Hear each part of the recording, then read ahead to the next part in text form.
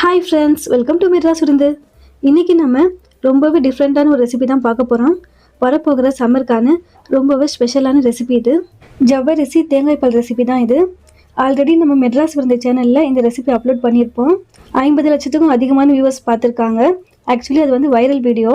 அந்த ரெசிபியை விட இப்போ செஞ்சுருக்க இந்த ரெசிபியில் ஹெல்த் பெனிஃபிட்ஸ் இன்னும் அதிகமாக இருக்குது. கலர் பார்க்கும்போதே தெரியும், இது ஃபுட் கலர் எதுவும் ஆட் பண்ணலை, நேச்சுரல் கலர் தான். சம்மர் டைமில் வாரத்துக்கு ஒரு முறையோ இல்லைனா 2 வாரத்துக்கு ஒரு முறையோ கண்டிப்பாக செஞ்சு சாப்பிட்டு பாருங்கள். உடல் சூடு முழுவதும் குறைஞ்சி பாடி ஃபுல்லாக நல்லா கூல் ஆக்கும். அது மட்டும் இல்லாமல் சம்மரில் வரக்கூடிய அந்த டயர்ட்னஸ், அதுக்கப்புறமா வயிறு எரிச்சலாக இருக்கும், அதுனா நல்லா க்யூர் ஆகும். அது மட்டும் இல்லாமல் நம்ம சேர்த்துருக்க இந்த கலர் முக்கியமாக அதில் நிறைய ஹெல்த் பெனிஃபிட்ஸ் இருக்குது. சரிங்க ஃப்ரெண்ட்ஸ், இந்த ரெசிபி எப்படி பண்ணுறதுன்னு வீடியோக்குள்ளே போய் பார்க்கலாம். நான் 1 கப் அளவுக்கு ஜவ்வரிசி எடுத்திருக்கேன். அதாவது இது மாவு ஜவ்வரிசி. கரெக்டான மெஷர்மெண்ட் பார்த்தீங்கன்னா 250 கிராம், 1/4 கிலோ அளவுக்கு இருக்குது. இது ஒரு பவுலில் ட்ரான்ஸ்ஃபர் பண்ணிவிடுங்க.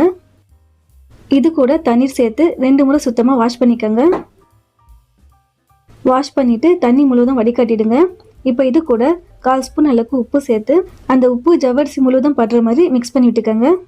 இப்போ இந்த ஜவ்வரிசிக்கு அழகான கலரும் இன்னும் அதிகமான ஹெல்த் பெனிஃபிட் கொடுக்கக்கூடிய அந்த பொருள் பார்க்கலாம்.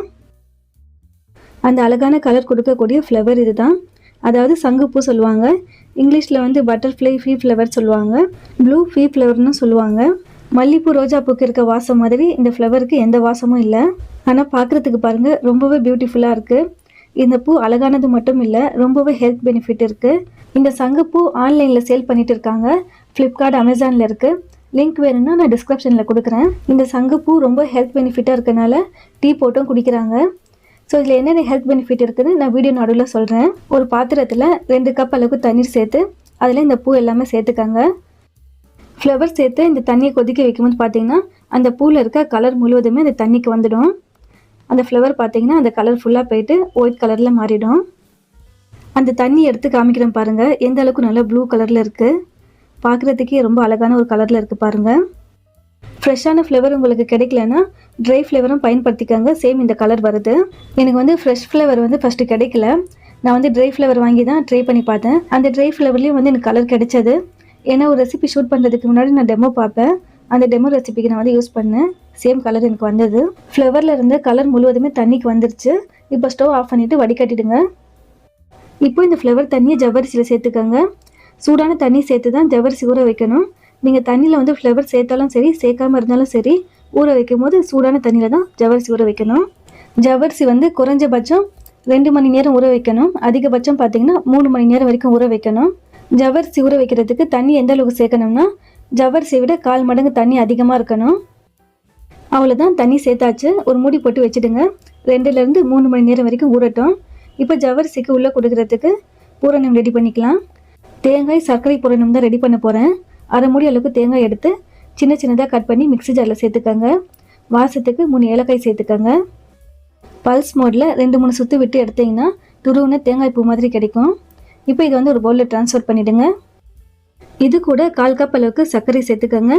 உங்களுக்கு சர்க்கரை சேர்க்குறதுக்கு விருப்பம் இல்லைன்னா ப்ரௌன் சுகர், அப்படி இல்லைன்னா கருப்பட்டி சேர்த்துக்கோங்க. இப்போ இது எல்லாமே மிக்ஸ் பண்ணிக்கோங்க. தேங்காய் பூ சர்க்கரை பூரணம் ரெடி ஆகிடுச்சு. இது ஒரு ஓரமாக இருக்கட்டும். 3 மணி நேரம் ஆகிடுச்சு. இப்போ ஜவ்வரிசி ஓப்பன் பண்ணி பார்க்கலாம். நம்ம சேர்த்துருந்த தண்ணி ஃபுல்லாக நல்லா ட்ரை ஆகிடுச்சு பாருங்கள். ஒரு கரண்டியில் எடுத்து காமிக்கணும் பாருங்கள். பார்க்குறதுக்கு ட்ரையாக இருக்குது, ஆனால் தொட்டு பார்த்தா ஈரப்பதம் இருக்குது. இதுதான் கரெக்டான கன்சிஸ்டன்சி. இப்போ கையால் இந்த ஜவ்வரிசி நல்லா பிணைஞ்சி விடுங்க. இப்படி பிணையும் போது பார்த்தீங்கன்னா ஜவ்வரிசியில் ஒரு பிசு பிசுப்பு தன்மை இருக்கும். ஒன்று எடுத்து இப்படி மசிச்சு காமிக்கிறேன் பாருங்கள். நல்லா மசிய வரணும். பார்த்தீங்களா, இதுதான் கரெக்டான கன்சிஸ்டன்சி. இப்போ உங்களுக்கு ஜவ்வரிசி உருண்டை எந்த அளவுக்கு தேவையோ அந்த அளவுக்கு ஜவ்வரிசி எடுத்துக்கோங்க. ஜவ்வரிசி எடுக்கிறதுக்கு முன்னாடி 2 கையுமே தண்ணியில் நனைச்சிட்டு எடுங்க. அப்போ தான் ஜவ்வரிசி நல்லா ஸ்ப்ரெட் பண்ண முடியும். உருண்டையும் ஈஸியாக பிடிக்க முடியும். இப்போ உங்களுக்கு உருண்டை எந்த அளவுக்கு தேவையோ அந்த அளவுக்கு ஜவ்வரிசி எடுத்து உள்ளங்கையில் வச்சுட்டு எப்போல்லாம் வடை மாதிரி லைட்டாக இப்படி தட்டி விட்டுக்கோங்க. நல்லா இது மாதிரி கொஞ்சம் ஒல்லியாக தட்டிக்கோங்க. இப்போ இதில் நம்ம கொடுக்க வேண்டிய அந்த ஸ்டஃபிங் நடுவில் வச்சுடுங்க. உங்களுக்கு பூரணம் எந்த அளவுக்கு தேவையோ அந்த அளவுக்கு வச்சுக்கோங்க. பூரணம் வெளியில் வராமல் இருக்கிறதுக்கு நல்லா டைட்டாக உருண்டை பண்ணிக்கோங்க. உருண்டையில் கிராக் இருக்கக்கூடாது. கிராக் இருந்துச்சுன்னா வேக வைக்கும் போது பூரணம் வெளியில் வந்துடும். பூரணம் ஒரு விரலில் இதை போல் உள்ளே தள்ளி தள்ளி விட்டுட்டு மேலே நல்லா க்ளோஸ் பண்ணுங்கள். கிராக் இருக்க இடத்துல லைட்டாக தண்ணி வந்து தொட்டுட்டு இப்படி அப்ளை பண்ணிங்கன்னா அந்த கிராக் வந்து க்ளோஸ் ஆகிடும். பாருங்கள், இப்படி தண்ணி தொட்டுட்டு லைட்டாக இப்படி அப்ளை பண்ணிவிட்டு இப்படி நல்லா உருண்டை பண்ணுங்கள். ஃபஸ்ட்டு உருண்டை செய்யும்போது தான் கொஞ்சம் கஷ்டமாக இருக்கும். அடுத்தடுத்து செய்கிறதுனா கொஞ்சம் ஈஸியாக செஞ்சிடுவீங்க. இப்போ நெக்ஸ்ட் உருண்டையும் செஞ்சு காமிக்கிறேன் பாருங்கள். 2 கையுமே வந்து தண்ணியில் நனைச்சிட்டு உள்ளங்கையில் வச்சு தட்டையாக தட்டிட்டு நடுவில் வந்து ஸ்டஃபிங் வச்சுடுங்க. இதை மாதிரி ஒரு விரலில் வந்து அந்த ஸ்டஃபிங் வந்து இப்படி உள்ள தள்ளி தள்ளி விட்டுட்டு க்ளோஸ் பண்ணிங்கன்னா பர்ஃபெக்டாக க்ளோஸ் ஆகிடும். அவ்வளோதான், பர்ஃபெக்டாக க்ளோஸ் ஆகிடுச்சு பாருங்கள். இப்போ இதுக்கு நல்லா அழகான ஒரு ரவுண்ட் ஷேப் கொடுத்துடணும். தண்ணி தொட்டுட்டு உருண்டை பண்ணும்போது தான் கிராக் இல்லாமல் பர்ஃபெக்டாக உருண்டை பிடிக்க முடியும். இப்போ பாருங்கள், கிராக் இல்லாமல் பர்ஃபெக்டான உருண்டை சூப்பராக ரெடி ஆகிடுச்சு. இதே மாதிரி தான் எல்லா உருண்டையும் செஞ்சுக்கணும். 1/4 கிலோ ஜவ்வரிசிக்கு 10 உருண்டை வந்திருக்கு. இந்த உருண்டை சைஸ் வந்து கொஞ்சம் பெரிய சைஸை தான் பிடிச்சிருக்கேன். நீங்கள் மீடியம் சைஸ் செஞ்சீங்கன்னா இன்னும் கொஞ்சம் உருண்டைகள் வந்து உங்களுக்கு அதிகமாக கிடைக்கும். ஜவ்வரிசி உருண்டை பிடிக்கிறதுக்கு ஸ்டார்ட் பண்ணுறதுக்கு முன்னாடியே நான் வந்து இட்லி பாத்திரத்தில் தண்ணி சேர்த்து ஸ்டவ்வில் வச்சுட்டேன். ஸ்டவ் வந்து லோ ஃப்ளேமில் வச்சுக்கோங்க.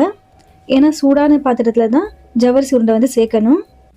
நீங்கள் இட்லி பாத்திர பிளேட்டில் வந்து துணி சேர்க்காமல் செஞ்சீங்கன்னா அது பதில் எண்ணெய் அப்ளை பண்ணிவிட்டு அதுக்கப்புறமா உருண்டைகள் வைங்க, இல்லைன்னா ஒட்டிக்கும். இந்த ஜவ்வரிசி உருண்டை 10 நிமிஷம் அளவுக்கு வெந்தால் போதும். ரொம்ப நேரம் வேக வச்சிங்கன்னா ஓவர் குக் ஆகிடும், பார்க்குறதுக்கு அழகாக இருக்காது. இப்போ 10 நிமிஷம் கழித்து ஓப்பன் பண்ணி பார்க்கலாம். இப்போ பாருங்கள், 10 நிமிஷம் ஆயிடுச்சு. இட்லி பாத்திரம் மூடி ஓப்பன் பண்ணுற வீடியோ ஸ்கிப் ஆகிடுச்சு ஃப்ரெண்ட்ஸ், ஸோ சாரி. முழுமையாக சூடு ஆறினதுக்கு அப்புறமா தான் இட்லி பாத்திரத்துலேருந்து எடுக்கணும். பாருங்கள், பார்க்குறதுக்கு ப்ளூ கலர் கிறிஸ்டல் மாதிரி இருக்குது. கண்டிப்பாக ட்ரை பண்ணி பாருங்கள், ரொம்பவே சுவையாக இருக்கும். ஜவ்வரிசி உருண்டை சர்வ் பண்ணும்போது மேலே வந்து தேங்காய் பால் சேர்த்து சர்வ் பண்ணுங்கள், ரொம்பவே சுவையாக இருக்கும். உள்ளே வந்து தேங்காய் சக்கரை பூரணம், அதுக்கு மேலே அந்த ஜவ்வரிசி கோட்டிங் வந்து ஜெல்லி மாதிரி இருக்கும், நல்லா சாஃப்டாக. அதுக்கு மேலே தேங்காய் பால், சாப்பிட்றதுக்கு அமிர்தம் மாதிரி இருக்கும். கண்டிப்பாக ட்ரை பண்ணி பாருங்கள். ஒரு உருண்டை பிச்சு காமிக்கிறேன் பாருங்கள், எந்த அளவுக்கு நல்லா சாஃப்டாக இருக்குன்னு. கண்டிப்பாக குட்டீஸ் ரொம்ப லைக் பண்ணுவாங்க. ஏன்னா பார்க்குறதுக்கு ப்ளூ கலர் கிறிஸ்டல் மாதிரி பார்க்குறதுக்கு அவ்வளோ அழகாக இருக்குது, சாப்பிட்றதுக்கு அவ்வளோ சுவையாக இருக்கும். சங்குப்பூவில் பார்த்திங்கன்னா ஏகப்பட்ட விட்டமின்ஸ் இருக்குது, பி காம்ப்ளெக்ஸ் கூட இருக்குது. கண் பார்வைக்கு ரொம்ப நல்லது நம்ம உடம்பு. இந்த சங்குப்பூவில் ஏகப்பட்ட பெனிஃபிட்ஸ் இருக்குது, விட்டமின்ஸ் அதிகமாக இருக்குது. அதனால் பார்த்திங்கன்னா கண் பார்வைக்கு ரொம்பவே நல்லது. இம்யூனிட்டி பூஸ்ட் இன்க்ரீஸ் ஆகும், ஹேர் ஃபால் கண்ட்ரோல் ஆகும். அது மட்டும் இல்லாமல் பி காம்ப்ளெக்ஸ் இருக்கனால எனர்ஜி அண்ட் பிரெயின் சப்போர்ட்டுக்கு ரொம்பவே ஹெல்ப்ஃபுல்லாக இருக்கும். இது மாதிரி ஏகப்பட்ட பெனிஃபிட்ஸ் இருக்குது. அது மட்டும் இல்லை, ஜவ்வரிசி தேங்காய் பால் உடல் சூட்டை முழுவதும் தணித்து பாடி நல்லா கூலாக்கும். வெயில் காலங்களில் உடம்புக்கு ஆரோக்கியம் இல்லாத ஐஸ்கிரீம் கூல்ட்ரிங்க்ஸ் தான் சாப்பிடுவோம். அதுக்கு பதில் இதை போல் ஆரோக்கியமான உடல் சூட்டை தணிக்கக்கூடிய பொருளாக சாப்பிடுங்க. கண்டிப்பாக ட்ரை பண்ணி பாருங்கள் ஃப்ரெண்ட்ஸ், ரொம்பவே சுவையாக இருக்கும், ரொம்பவே ஆரோக்கியமானது. இந்த ரெசிபியில் உங்களுக்கு ஏதாவது டவுட்ஸ் இருந்தால் கமெண்ட்ஸில் கேளுங்க. எப்போவுமே சொல்கிற மாதிரி தான், உங்களுக்கு இந்த ரெசிபி பிடிச்சிருந்துச்சுன்னா கண்டிப்பாக வீட்டில் ட்ரை பண்ணி பாருங்கள். ட்ரை பண்ணி பார்த்துட்டு எப்படி இருக்குன்னு என் கூட கமெண்ட்டில் ஷேர் பண்ணிக்கோங்க. ஃப்ரெண்ட்ஸ், ஃபேமிலி, ரிலேட்டிவ்ஸ் வேறு யாருக்காவது இந்த ரெசிபி தேவைப்பட்டாலும் இந்த வீடியோ ஷேர் பண்ணி விடுங்க. மறக்காமல் நம்ம மெட்ராஸ் வந்து சேனலுக்கும் சப்ஸ்கிரைப் பண்ணிக்கோங்க. தேங்க்யூ.